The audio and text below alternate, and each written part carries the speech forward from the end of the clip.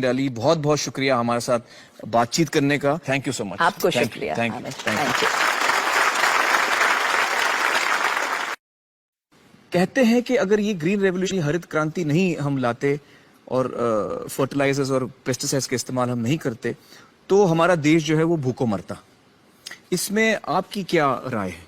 ये झूठ है कि बिना हरित क्रांति के, मतलब बिना जहर के, हम पूरा उत्पादन नहीं कर पाते। पहली बात, आज हम ज्यादा इंपोर्ट कर रहे हैं।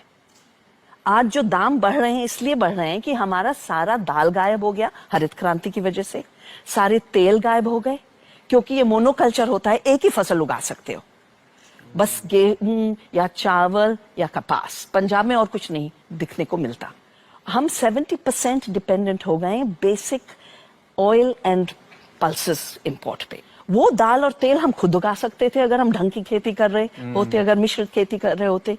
जब लोग इकट्ठा करके काम करते हैं तो ज्यादा काम हो जाता है जी। जब पौधे इकट्ठा काम करते हैं, जब आप दाल का पौधा गेहूं के साथ लगाओगे तो दाल नाइट्रोजन मुफ्त में गेहूं को दे रही है। अच्छा, हवा से लेके सीधे दे रही है, यूरिया की जरूरत नहीं। तो ऑर्गेनिक खेती जो है उसमें ये सारे अलग अलग किस्म के जो सीड्स हम एक साथ उगाते हैं, मिश्रित। इसीलिए हम इसको जैव विविध जैविक खेती कहते हैं, क्योंकि विविधता से ही प्रकृति चलती है।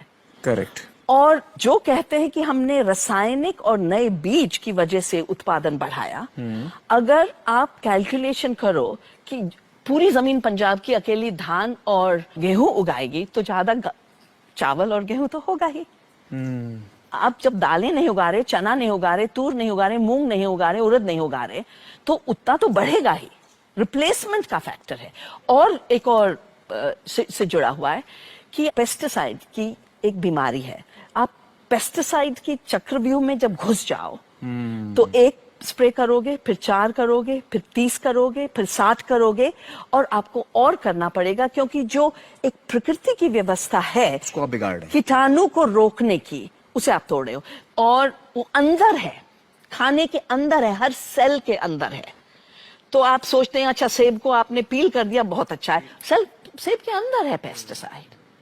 And these are all impacts of जहर, जिसको हमने दवा करके किसान को गुमराह किया है कि बेटा और स्प्रे करो, अच्छी चीज तो ज्यादा होनी चाहिए। दवा है डालो, दवा है तो तुम जितनी ज्यादा हो लोगे अच्छा करेगा।